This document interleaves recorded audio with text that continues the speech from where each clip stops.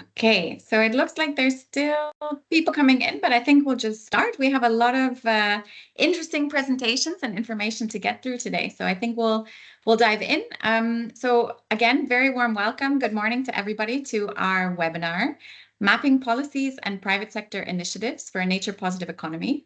My name is McKenna Davis, and I have the pleasure of being your moderator today and guiding you through our 1-hour webinar. I'm a senior fellow at Ecologic Institute, and I lead our work on nature-based solutions. So we're really delighted to have you here with us today. The webinar is hosted as part of the GoNaturePositive project. It's actually our first webinar, so we're really happy to have you. And it's been co-organized by Ecologic Institute, Trinity College Dublin, the University of Oxford, and ICLEI together in a nice joint activity.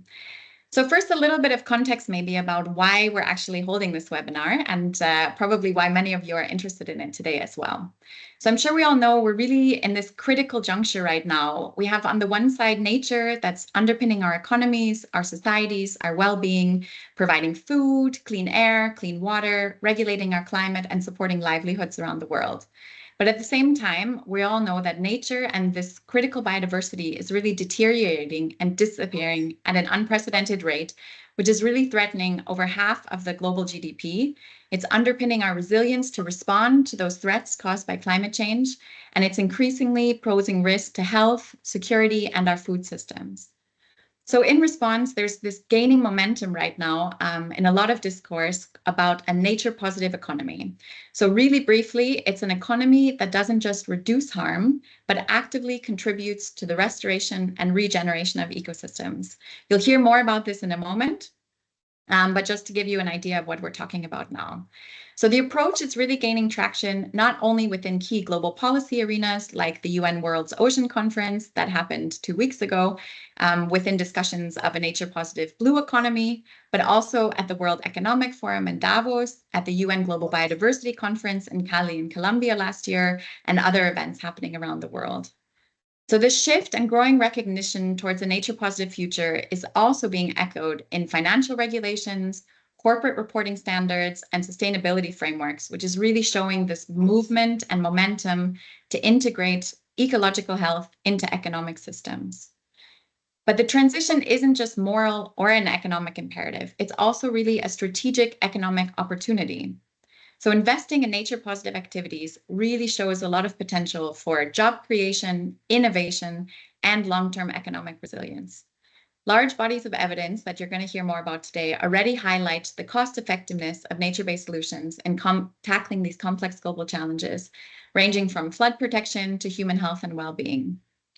But in order to realize these benefits, we need more than isolated initiatives that are already taking place and are a great starting point. We need transformative change across society, underpinned by collective action, really including governments, businesses, and citizens. So this means embedding nature at the heart of policy frameworks, at economic planning, and business decision-making. But while there's really this growing ambition, the implementation path poses some challenges that we're trying to help address within the GoNaturePositive project. So if you can go to the next slide, please. So that's really where this webinar comes in. We have 1 hour today, as I said, jam-packed, that we're going to walk you through the foundations of the GoNaturePositive project. We're going to try to unpack the concept of a nature-positive economy, and a lot of work we've put into defining what this means. And we're going to present the findings of our newly released and launched today report on policy and cooperative initiatives across the European Union and globally that we did to try to understand the mechanisms which are already in place to support this nature-positive transition. So we're trying to highlight what the gaps are, what the opportunities are, and what existing leverage points there are to really try to accelerate this change towards a nature-positive economy. So we hope that the webinar today and our great speakers are not only going to inform you, but also give you time for reflection and dialogue. So during the webinar, we have a Q&A function. You'll see the link on the top. Feel free and please feel invited to put your questions directly in there as they come up. We'll have a little block after each of the speakers, after the last 2 speakers, where you can either put your questions in the chat and we'll read them for you, or where you can ask your questions yourself by just raising your hand with the little hand button on top of the screen. And then hopefully we'll have some time for discussion. And of course, if there's any questions afterwards that we don't have time to get to today, you're also really warmly invited to send us emails. We've also provided those in a slide and reach out directly. So thank you again for joining us. And I would like to dive into our first speaker. So if we go to the next slide, please, I will hand over to our trusted project coordinator, Dr. Siobhan McQuaid, who is going to introduce the Nature Positive project and its objectives. But first, just two words about Siobhan, so you know who you're listening to. Siobhan is the coordinator of the project at Trinity College Dublin. She's an expert in multi-stakeholder governance of nature-based solutions and is the lead author and advocate for nature-based enterprises. As an associate director of innovation in the Centre for Social Innovation in the Trinity Business School, Siobhan is involved in multiple EU research projects and contributes to transformative change towards a nature-positive economy. So Siobhan, I hand over to you. Thanks, McKenna, and indeed I'm delighted to be here today to give a brief introduction to GoNaturePositive, which is a 4-year research and innovation action. It's coordinated by Trinity and funded by the European Union. So the strapline for GoNaturePositive, as you can see from my background, is co-creating a nature-positive world. And if we move to the next slide, please. You can see that this very much speaks to the goal, the overall goal of our project, which is to accelerate awareness and transformative action towards a nature-positive economy among a wide range of stakeholders, including policymakers, investors, businesses, and wider society. Moving on, Marcelo. So some of the challenges that we're trying to address, well, McKenna has already touched on some of the main challenges. If we move on, Marcelo. So we're facing an unprecedented decline in nature, which, as McKenna has said, it really threatens the foundation on which our society and our economy depends.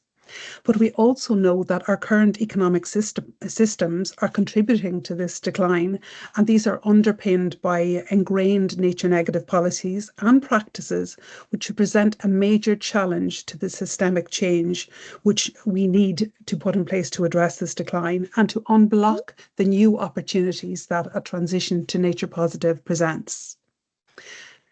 We know, however, that nature positive or moving to a nature positive economy is not easy. Transformative change is not simple. So some of the big questions that we're grappling with in GoNaturePositive is, first of all, what do we mean by a nature positive economy, and how do we operationalize a concept like this? So moving on to what we're doing in GoNaturePositive. Over the last 18 months, our wonderful research partners, led by Oxford University, have been really grappling with this first question: what is a nature positive economy? And in a few moments, Niek is going to present our vision of what we think this is, and we'd be delighted to hear your feedback. Moving on, Marcelo, please. The next stage, what we're looking at over the next 2.5 years, is how do we operationalize this concept?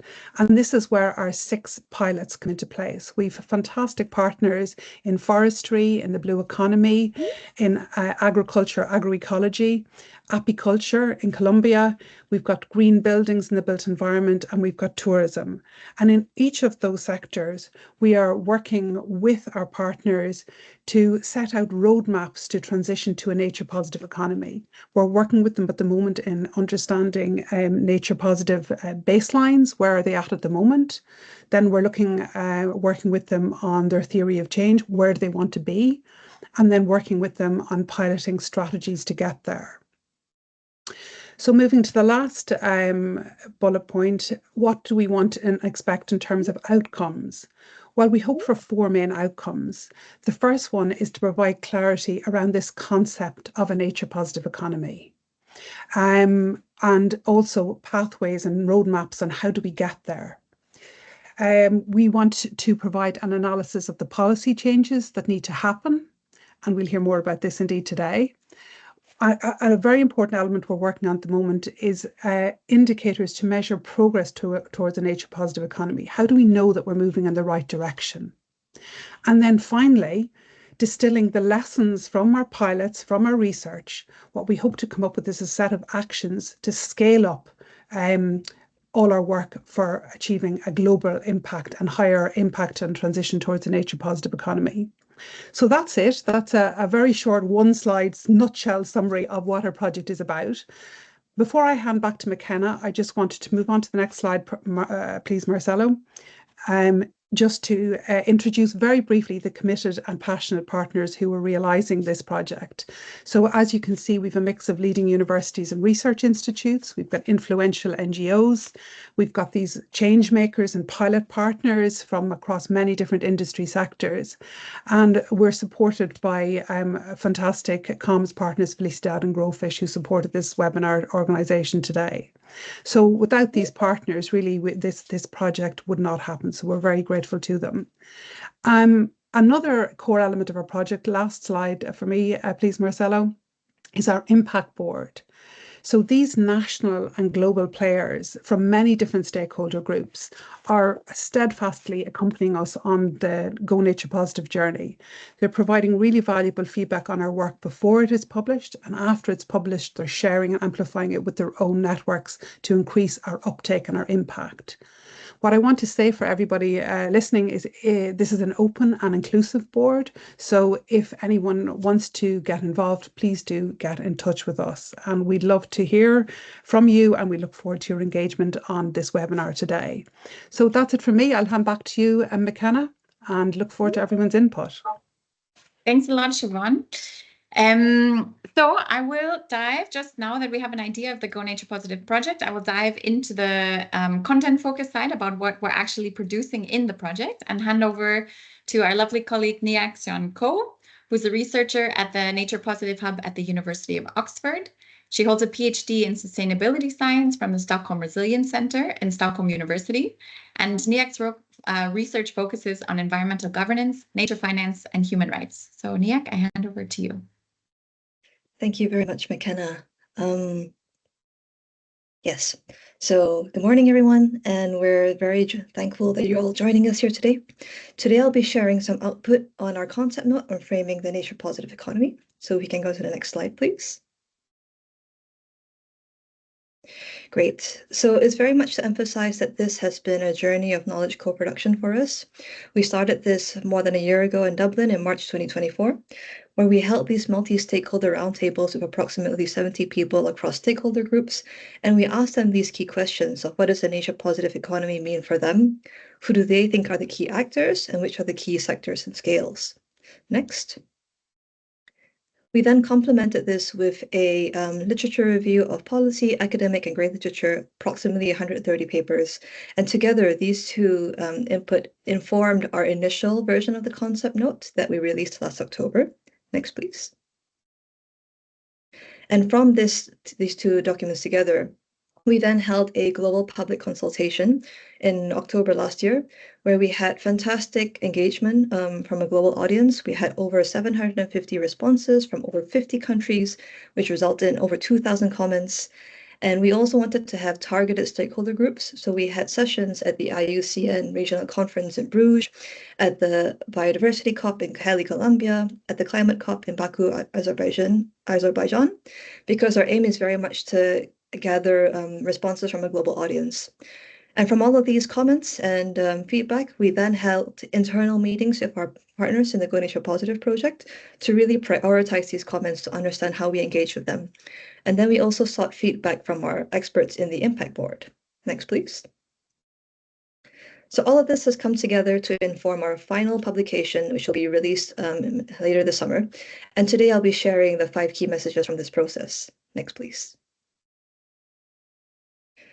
So our first key message is the definition around a nature-positive economy. So we suggest that this is an economy where the net result of all economic activities combined lead to an absolute increase in nature to the point of full recovery. The priorities of a nature-positive economy are to increase social prosperity, to restore ecological conditions, and also work with plurality of values of nature and increase uptake of diverse values. So we also got a lot of feedback around what does full recovery mean. And we suggest that here in full recovery means that nature recovers so that thriving ecosystems continue to support future generations. And this is in line with the reference, the feedback from the NaturePositive initiative, But to link to a policy goal, we also suggest that nature must recover as outlined in the targets of the Global Biodiversity Framework. So essentially, the economy must undergo a transition away from nature negative towards more nature positive activities. And I'll talk about this in the next slide. Perfect. So how do we actually operationalize this? We highlight that there are 5 key elements to work with, the first being actors, taking action across multiple scales and sectors to improve social well-being and equity. Next, please. In terms of the actors, we highlight that there are all actors in society have a role to play in shaping a nature-positive economy, and there are 3 main roles of actors. The first role being actors who have very high impacts and dependencies on nature, and this tends to be businesses, including small and medium-sized businesses and corporates, but also nature-based enterprises. The second main role being actors who shape the economy, and these are policymakers and governments, finance and investors, and standard bodies. The third equally important role is those who encourage accountability. And this includes NGOs, researchers, citizens, civil society, including indigenous peoples and local community, youth groups, as well as nature. And in line with the recent IPBES Transformative Change Assessment, we recognize that it's not individuals acting by themselves, but it's very much these coalition of actor groups working together. These different relationships, this is more effective for transformative change. And one example of this is community-supported agricultural models, where consumers directly support local farmers. Next, please. In terms of the actions needed for this, it's 3 main actions. The first being reduce nature negative impacts. And here are some examples of how businesses can address this. So businesses can work with assessing their biodiversity footprint in their direct operations, and also avoiding pollution and deforestation. The second key action is to increase nature positive activities. And this can be done through supporting restoration, through agroforestry and nature-based solutions. But the third being that we also need to work with enacting transformative change. And this can be increasing transparency in your supply chains, divesting from assets that degrade nature, but also redirecting your resources towards sustainable use, restoration, and circularity. So in our longer concept note that we will share later on, we also highlight that these actions can be tweaked to each individual stakeholder group. And the aim of a nature-positive economy is that it's very much a transitional economy.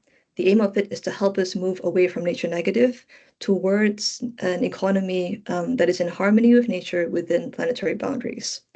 And within that, there are these key principles for transformative change that can help us to guide our actions. And this includes equity and justice, pluralism and inclusion, human-nature relationships, and adaptive learning. So it's these key actions and principles that will help us to guide the transition. Next, please. The third key message on how does the nature-positive economy compare to other economic concepts, because there's a plethora of concepts out there. But the nature-positive economy, it very much aligns with these core ideas of the bioeconomy, where it's sustainable production of materials from biological resources, the circular economy on closing material loops, the green economy on reducing environmental risks, the regenerative economy by improving nature, as well as the net zero economy that focuses on carbon emissions. But the nature-positive economy, it goes one step further beyond all of this. And the focus is very much on biophysical limits, nature recovery, and social well-being. Next, please. So this leads us to our fourth key message in terms of how does economic growth look like in the nature-positive economy. So we highlight that economic growth may occur in the context of industry sectors and activities that are already well aligned with planetary boundaries. Because while the nature crisis exposes these dependencies, impacts, and risks, the nature-positive economy also has opportunities for innovation and nature-positive growth. So it's found that investing in nature-based solutions can pretty much create job opportunities for up to 32 million jobs by 2030. And nature-based solutions and nature-based enterprises, these are very much important pathways for us within a nature-positive economy. Examples of this are agroecology, green buildings, regenerative ocean farming, sustainable tourism and forestry. And there's many opportunities within these sectors for working with nature-positive actions. It's also important to highlight that planetary boundaries means that's biophysical limits, but we also need to work with a social foundation. So a whole of society approach is needed that's grounded in respect for human rights to achieve the nature-positive economy. Next, please. So our fifth key message and final one is that it's essential to measure progress towards a nature-positive economy. And when you discuss nature metrics, this often has a focus only on biodiversity, where we think about species and ecosystem extent and condition.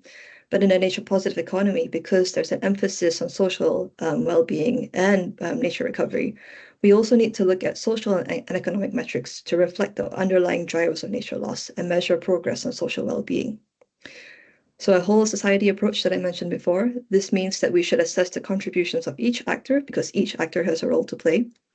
And our framework through the nature positive economy, we very much complement existing metrics. Our aim is not to reinvent the wheel, but build on what's already out there and have a holistic social ecological approach to understanding how actors can identify their most suitable approach for assessing their contributions.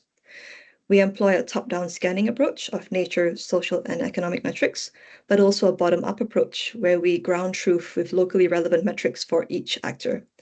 And we're currently in the process of applying this framework with our pilot partners. Next, please. So our initial version of the concept note is available. This was launched in last October, and we are working to update this and will release a revised version in late summer 2025. And with this, I'll hand back to McKenna. Thank you very much. Thanks, Niak. Perfect. So yes, a lot of new ideas, maybe for some of you, maybe some familiar ideas, but presented in a different way for others of you. We're really happy, as Niak has said, to be interactive, to hear your questions, to try to engage a little bit. So we would be grateful if anybody has a question. You have two options. For those who want, you can raise your hand and you can express your question yourself. Or for those a little bit more shy, maybe, feel free to also use the Q&A function in the chat, the Q&A button on the top, and then we can read your question aloud. So does anyone in the audience feel brave and have a question that you would like to ask directly in the webinar? If not, you can also always contact via email too. Feel free to raise your hand. Otherwise, I look in the Q&A. Daniela, is there something in the Q&A? Yes, we have something in the Q&A. There was a first question here that was posted by Bart Andreas. Is there a set of nature positive indicators to measure progress? Are there different sets of indicators for different biomes, forests, oceans, etc.? Thanks a lot. Maybe, yeah, Niak or Siobhan. I think we're going to talk about this also in the what's coming next. So it's a teaser already, but I don't know. Siobhan, you want to jump in for that one? Yeah, I'm very happy to jump in that, and actually was just typing a response in the chat, which I'll post afterwards. Just to say that's a really excellent question, because an important output of our project that we're working on at the moment is a review of indeed hundreds of sets of indicators for measuring progress towards improvements in the state of nature across different biomes.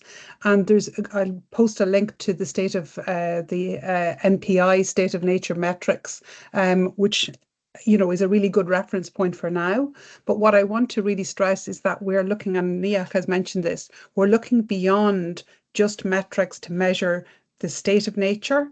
And we're looking at metrics to measure what are the drivers, changes in the drivers and the pressures which are impacting and leading to this degradation of nature. So what are the kind of policy, how do we measure changes in policy which will impact on this state of nature? How do we measure changes in citizen attitudes and societal shifts? So these are the other sets of indicators that we're looking at in GoNaturePositive. Niak, I don't know if you have anything to add to that. I'll put it in the chat as well. Yeah, just really briefly, thanks so much, Siobhan. Yes, I think it's important to note that nature metrics, this great efforts being done by the Nature Positive Initiative to have an overarching set of nature metrics that's relevant across different landscapes and biomes. But also within our project, we emphasize very much on the need to also measure social well-being and prosperity. So it's not only about GDP growth per se, but it's also about how do we consider the access to health or well-being and happiness, and having a broader set of metrics that can measure also the underlying drivers of biodiversity loss. So yes, but more work will be released on that quite soon. So thank you for your question. Thanks a lot. I think there's one more question in the chat. Maybe we take this last one with a brief answer, because I think it's also quite relevant for other concepts as well. So the question was, what is the intersection of nature positive economy with low carbon economy? That's at the heart of EU industrial deal. But I think this touches on these wider bioeconomy and other concepts that are floating around. Maybe Niak, you could say a couple of words about that. Just really briefly. Yeah, so there are many different concepts floating around, and the low carbon economy and also the net zero economy as a whole, the focus there is very much on carbon emissions, right?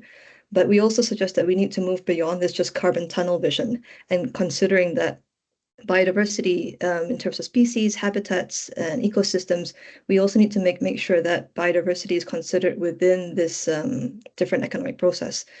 And with the nature positive economy, there we focus on the emphasis on nature recovery and social well-being. So the difference with the low carbon economy is that we focus on like nature as a whole. Yeah, thank you.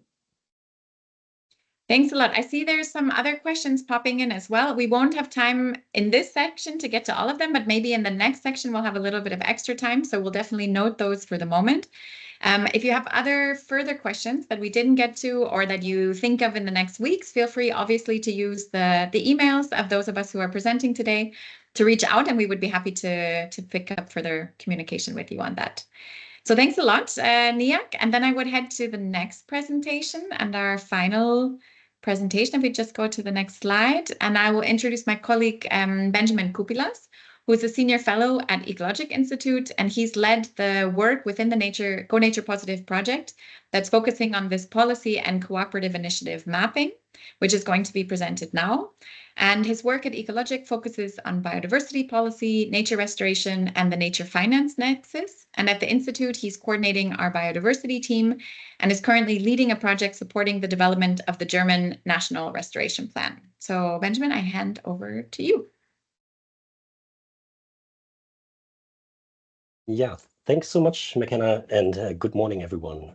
I'm also very delighted to be here today and to share insights from our work on mapping policies and cooperative initiatives for a nature-positive economy as part of this GoNaturePositive project. This work that we did offers a baseline assessment that serves two key purposes. First, to inform and guide activities within the project itself. But second, and more obvious reason for today is to support a much broader community as well, including policymakers, businesses, and the wider society in navigating this quite complex terrain of transitioning towards a nature-positive economy. Next slide, please, Marcelo. So let's begin in briefly walking through our approach. To understand how both public policy and private or non-governmental action can support or at times even hinder the shift to a nature-positive economy, we map both policy and cooperative initiative landscapes. We assessed their alignment with key principles of the nature-positive economy, and we saw them on one of Niak's slides, and we synthesized our insights to guide our recommendations. Let's start on the policy side, and we started broad, mapping over 60 EU and global policy instruments. From this long list of 60 policy instruments, we shortlisted 20 core instruments for more in-depth analysis. These were chosen based on the strategic relevance to the GoNaturePositive goals and the potential contribution to a nature-positive economy. Our analysis focused on 5 key sectors, and we heard about our key pilot sectors earlier as well. We focused on agriculture, the blue economy, forestry, the built environment, and tourism, but we also looked at 3 cross-cutting areas: environment, climate, and economic development. Each policy was assessed against 4 key dimensions of a nature-positive economy: reducing harmful activities, creating additional nature, increasing knowledge, and supporting transformative change. The goal was really to capture whether and how these aspects are covered in policies and cooperative initiatives. We also considered the more recent development at a policy level beyond the scope of our initial analysis, talking about the European Competitiveness Compass, the Omnibus Simplification Package, and updates from the CBD in early 2025. These signal a shifting policy landscape that our synthesis aims to be responsive to. In parallel, the second tier of our work zoomed in on the role of private and non-governmental actors. Here we assessed 20 cooperative initiatives. These include partnerships between private companies, NGOs, academic institutions, and sometimes public bodies. Think of examples like the Science Based Targets Initiative, SBTi, or the Task Force on Nature-Related Financial Disclosures, TNFD. the Forest Stewardship Council, FSC, or also the Sustainable Blue Economy Finance Initiative. These initiatives serve as case studies and have been selected to capture a broad coverage of thematic topics, structures, and approaches, as well as for the reach in terms of, for example, the number, the size, or influence of the signatories. Together, this two-tiered approach helps us to paint a fuller picture of how efforts from both the public and private space can potentially shape a nature-positive economy. The next slide, please. So as the outcome of this work, I'm really happy, and we are really happy within the project to share today a set of concrete deliverables, starting with our main report, which brings together the insights from both tiers of the analysis, policy and policy instruments, and cooperative initiatives. We provide quite a lot of detail for each policy instrument and cooperative initiative that we analyzed, as well as recommendations. To complement this, we also developed 5 targeted sectoral briefs looking into our GoNaturePositive pilot sectors. Again, agriculture, blue economy, forestry, built environment, and tourism. Each of the sectoral briefs is diving deeper into the concept, provides a look at the EU and global policy landscape, related initiatives, and they also include some best practice examples from the sectors themselves in terms of, for example, agroforestry concepts. And they pinpoint both opportunities and gaps in supporting the transition to a nature-positive economy. Next slide, please. Now let's briefly turn to what we found in our assessment, and starting with the policy landscape. What you see here on the slide is a snapshot of where things currently stand, focusing mostly on the EU when it comes to supporting a nature-positive economy. There are some good news in the beginning. There are encouraging signs. Many policies already include nature-positive elements, and there has particularly been progress in knowledge creation, restoration goals with the nature restoration regulation, for example, but also with transparency, talking about the Corporate Sustainability Reporting Directive, CSRD. But a lot of challenges remain at the moment, from weak binding commitments, persistent harmful subsidies, and generally insufficient funding for nature and nature restoration, to increasing trade-offs with a growing emphasis at EU level on competitiveness that also might risk sidelining nature-related safeguards.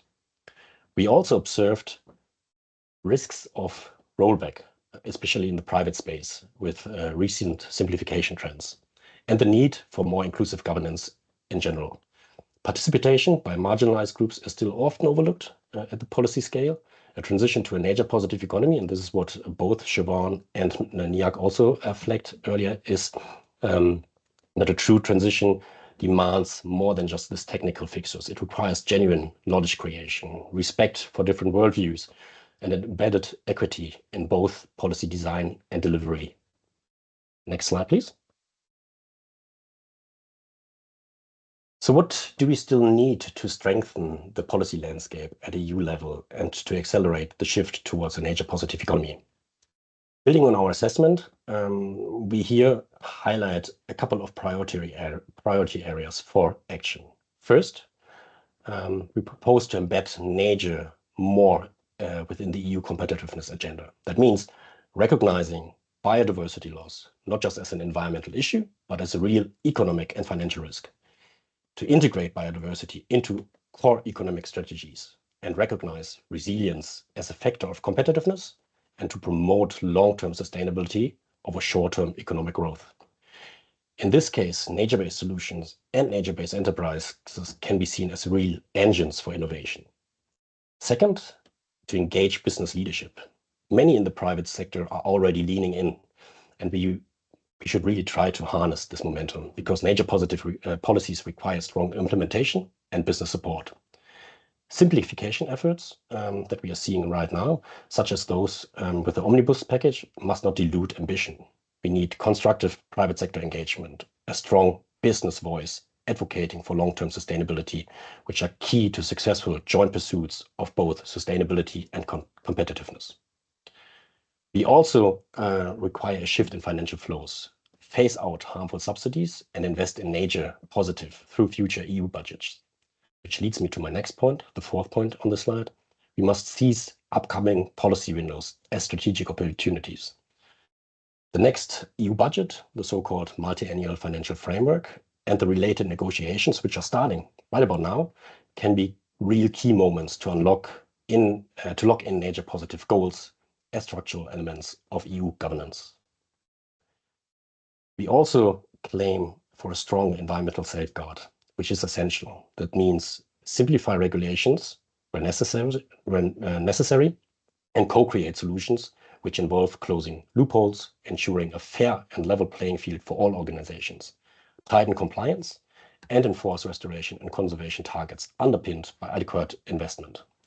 Strong environmental safeguards for all must be the norm and not the exception, and these must be underpinned by clear transition timeframes.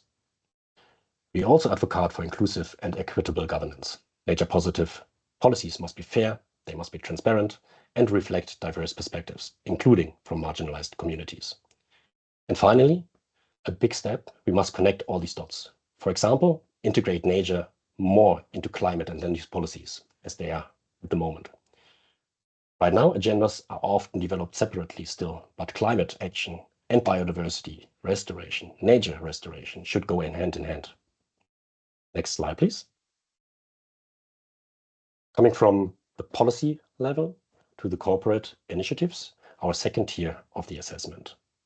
These initiatives, formed by coalitions of businesses, NGOs, academic institutions, and sometimes public actors, are playing an important role in raising awareness and setting voluntary standards, and therefore often also support a shift from the coalition of the willing to something which might end up in a mandatory action for nature.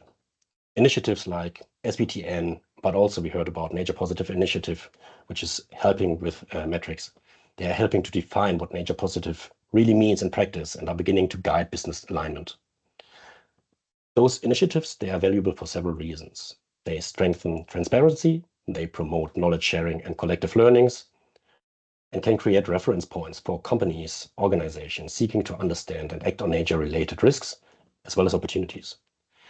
They complement an ambitious policy landscape and often adopt inclusive and transformative governance. But similar to the policy level, there are still real limitations to what these initiatives can achieve alone. They lack enforcement mechanisms. Participation is often voluntary, and there's limited accountability for non-compliance or weak implementation. There can be tension between the ambitions and practicality. Some initiatives, for example, they struggle to strike the right balance between environmental integrity and business feasibility, which can lead to uneven commitments or vague targets. So this true value of initiatives lies in being connectors, linking ambition to action and helping to mobilize a broader ecosystem of change. Next slide, please. So to wrap up, here are a couple of key messages that we want to leave with you today. First of all, and this is the really good news, a nature-positive economy is within reach. But, and this is the big but, can only be achieved if we actively shape it, which requires systematic shift in how policy, finance, and business interact towards a common goal. We need cooperation between policy and businesses. Cooperative initiatives are important, but they can't do it alone.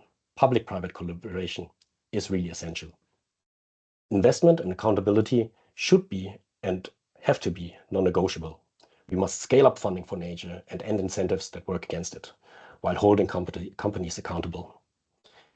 Integration and equity are also crucial. Nature must be embedded across economic, climate, and land use strategies, and the transition must be fair and inclusive. One click, please, on the slide. And this is what we want to leave with you. The time to act is really now.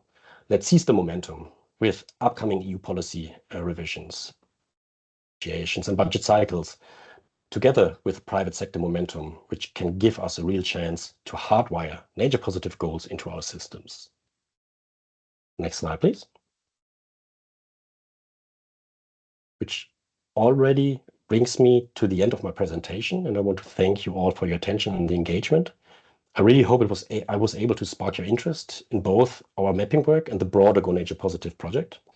If you would like to explore our findings in more detail, I warmly invite you, you can see the QR code here, we will share the links later, to download the full report and the sectoral briefs using what we have on the slide and shared afterwards.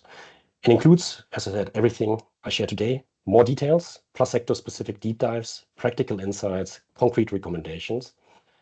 And we hope it serves as a valuable reference for your own work and a starting point for further exchange, collaboration, and action. Next slide, which is basically thanks again, and I'm handing back to you, McKenna. Thanks a lot, Benjamin, and thanks everybody. We love all of the, it's great to see the clapping at the end, which I'm also doing in silence in the back of my camera. So thanks a lot for the fabulous presentation so far, and for all of your interaction and engagement also within the chat and the Q&A right now. It's really nice. We want to really engage with you. I know it's sometimes hard in webinars, so we're really grateful for those of you posting questions and trying to address those as they come up. You have all of the links to these reports within the chat. And as we said, we will be happy to share the slides with you. So that will come afterwards. And yes, some of you who've asked questions in the chat, they've already been answered. I don't know, Daniela, if there's any additional questions that haven't been answered yet. Yep. And if anybody in the audience wants to also raise your hand, please also feel free. Even though it's scary, sometimes you're very warmly invited to do that too, or feel free to use the Q&A. But Daniela, I hand over. Yes. I would also love for people just open their mics and camera. So I'll give some seconds if somebody's brave enough. If not, I can read. That's Niak. All right, so that was false alarm. Catalina, please come in. Thanks very much. Can you hear me? Yeah? Yes, we hear you perfect. Thanks. Yeah. Thanks for your presentation. I have one question regarding the latest presentation. You mentioned that in some of the products, we were going to be able to find maybe examples of good practices, which is great. So thank you very much. My question is that did you have the chance to look at the motivations of private companies to kind of develop this good practices, and are those related to any specific piece of policy that maybe it's making like a big change in the European Union or any other part of the world? Yeah, that's thanks. So much, Catalina. I will try to respond, but I also invite the others to maybe complement afterwards. Yes, so basically we have it covered in our sectoral briefs, and this is building massively on these pilot sectors that we are collaborating with within GoNaturePositive. And what we try to identify is really what you say, the motivation behind it, and how policy is taking a role in trying to do something in terms of regenerative ocean farming or agroforestry. So we cover this within our sectoral briefs. And I think sometimes, well, it's been a mixed picture. I think sometimes policy is really supporting this change towards sustainable practices. But for the agroforestry sector, for example, we had long discussions with our partners, and they said, well, CAP is good in many ways, but it's often too complicated at the moment, and we see the need to change from ground rather than waiting for a sign from a regulatory sign. We do something from the ground to build this up, and this is what they are sharing with us in GoNaturePositive and what we are trying to build up upon. And I can see that Siobhan probably wants to complement. Yeah, I think it's an excellent question, Catalina, and it's actually a discussion we've had lately, and it's a piece of research that we're doing, not right now, but it is planned. I had a meeting about it just last week to look more in detail from a behavioural point of view. I mean, every business knows about the risks and the threats from the loss of nature, and in particular in some sectors more than others. But why is there, what are the motivations for change? So what we are doing, our planning, is a piece of research led by Aarhus University, actually, where they're comparing and contrasting the behavioural change in organisations that have embraced nature positive and those that haven't. And I think that'll be a really interesting piece of research, because, rational economic behaviour and data and statistics isn't always, we know it's not changing behaviour. So what are the factors that are going to change those behaviours? So it is a piece of research that I just had a meeting on last week. And if you're interested, let's connect afterwards, and I'll connect you with the researcher who's working in that area. Thanks a lot. Very much. Yeah, thanks also for trusting yourself to raise your hand. It's great to see some of the faces of the audience. It makes it a little bit less digital. So very nice. I see that there's another question in the Q&A. So maybe I just read that one out quickly. It says, very interesting presentation. Any advice about how to overcome perceived idea that nature-positive actions conflict with other policy objectives, for example, free-flowing rivers and renewable power provision via hydropower or loss of food production from restoration? We have found resistance in both private sector and some member state policymakers, for example, reversing or not implementing environmental climate measures available to them. I agree that this is not just about evidence, but also about values, attitudes, and motivations. How do you influence these preconditions? So quite a lot of questions, I think, in one. But maybe you can start with the first part about like overcoming these perceptions and this idea that nature positive actions conflict with other policy objectives as a default. I think I tried to find this question also in the Q&A. Kirsty, thanks a lot for this question. Excellent. And I think it's one of the core issues we also see with the nature restoration regulation at the moment. And you probably know this from the work you're doing in Merlin. That's why you're raising the free-flowing rivers issue. It is an issue that we try to flag, and also in our work here in GoNaturePositive, but more on an overarching level. This trade-off between competitiveness and the shift towards more competitiveness and maybe short-term growth rather than long-term resilience and long-term sustainability. So it's something that we try to come up with. And Siobhan, looking over to you, I think it's work package 3 or 4 who's exactly looking into this area. So building on the pathways and roadmaps that we are building right now, and how to deal with this. Yeah, I think it's a really excellent question, Kirsty. And I had a quick look at, you mentioned in the chat as well, deliverable 16 from the Merlin project, which looks really interesting. And just having a quick scan through that, what was really evident is that you're able to show the hard facts or the evidence that, these approaches to nature-based solutions leads to these different benefits, and in particular in terms of environmental benefits and biodiversity to biodiversity net gain. But there is challenges around these social attitudes and values and so on. And that's really why, again, I go back to our strapline. It's about co-creating a nature positive world and creating ownership of this change among these different stakeholder groups. And we have in the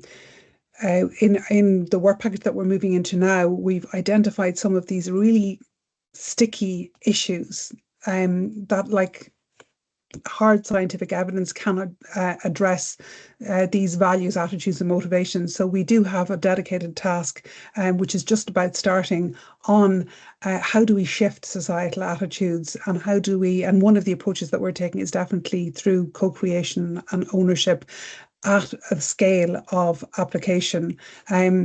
So we're piloting it at the moment, and I'd be very interested in what your learnings were, because I saw that you identified that some of these other broader socioeconomic factors are really important. So we learn from you, I think, as well on this. But yeah, we're just starting to work on that area. We've a dedicated task looking at how do we shift these social values, attitudes, and motivations.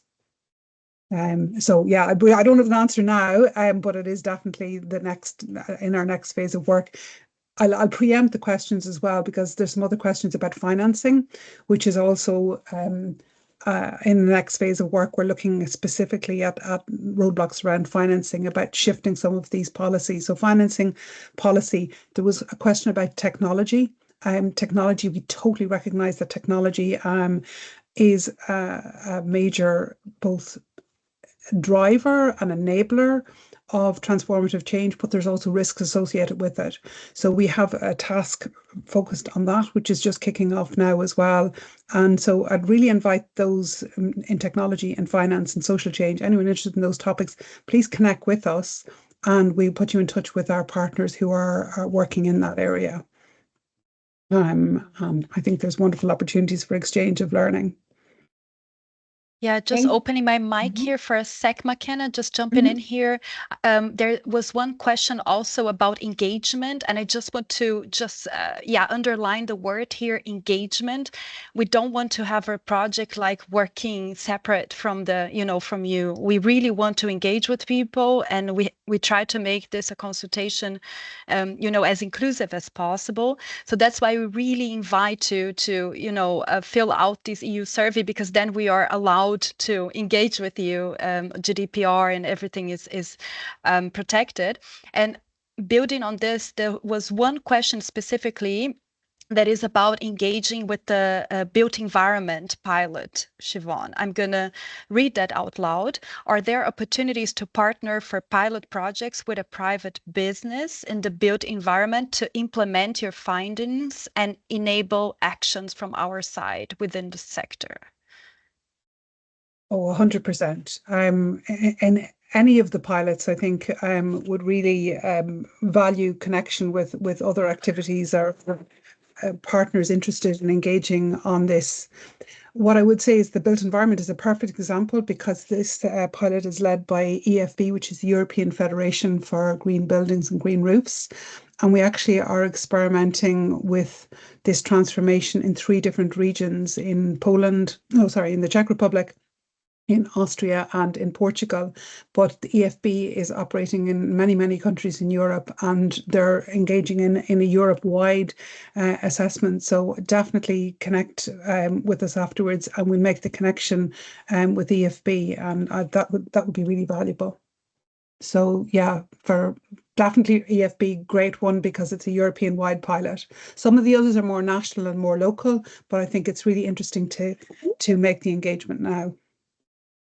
Thanks a lot. I'm just conscious of the time. So I see that, Malvika, that you turned your camera and have your hand raised. So we'll take one last question. And then if we could just have a short answer, and then I can make sure that we all get you off to your next appointments on time. But Malvika, I hand the microphone to you.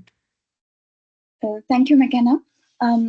I have the short question about how, did you in your research find that European policies are also focusing on how to prevent displacement of nature negative impacts to other parts of the world?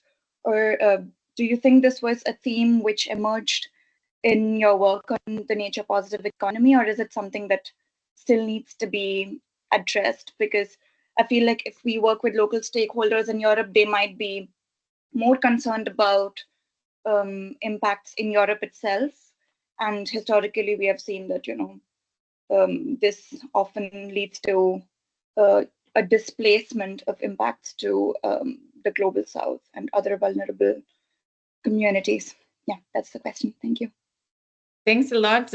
Incredibly important and relevant question. I would say, Benjamin, if you want to do a short answer on the policy, and Niak, maybe just how it's being considered in the concept, and then we would wrap up, that would be great. But thanks a lot. It's a really good question. Yeah, I agree. Thank you so much, Malvika. Very short. This is something that we discussed a lot within the project, but also within our research on the policy scale, is the externalities of the activities within the EU and how it might affect other areas at the globe.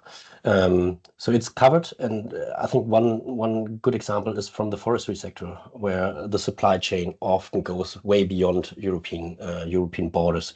So it's something that we considered here, but something that we also need to incorporate in the upcoming work. Thanks. Yeah, thanks for raising this question, Malvika. It's a really important question. As I think there's no easy answer to this. We've reviewed the literature, and I think from the business perspective, we start by saying, okay, businesses have to look at what's their scope of influence. So we start with the direct operations, but then we also need to have a value chain approach, right? How does the nature impacts look like across their value chain? And I think having this framing where businesses assess their impacts and dependencies at their scope of influence and across the value chain is a starting point. So I think more work needs to be done on this, but we're starting to already see frameworks emerge to actually assess this. Yeah, so we'll keep you posted as the thinking develops. Thank you. Thanks a lot. And that's a nice segue into the next slide, which is where we wanted to actually just provide you a couple of indications. I think they've been sprinkled throughout, so maybe there's not just a quick summary, Siobhan, of what we've already highlighted now of activities and next steps and opportunities for engagement, and just so you know what's coming up. So Siobhan. Yeah, that's great. Thank you, McKenna. So first of all, thank you so much for the great engagement today. We didn't get to all of the questions, but as Danny has already posted, I think in the chat there's a stakeholder engagement form. So we would really invite you all to engage with us and identify particular interests, and we can follow up with you on a more individual basis.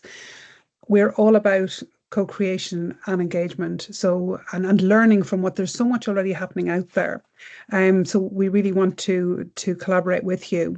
Just a couple of brief things. So we've heard about it from the policy briefings, which are available and publicly online. That was the first project output.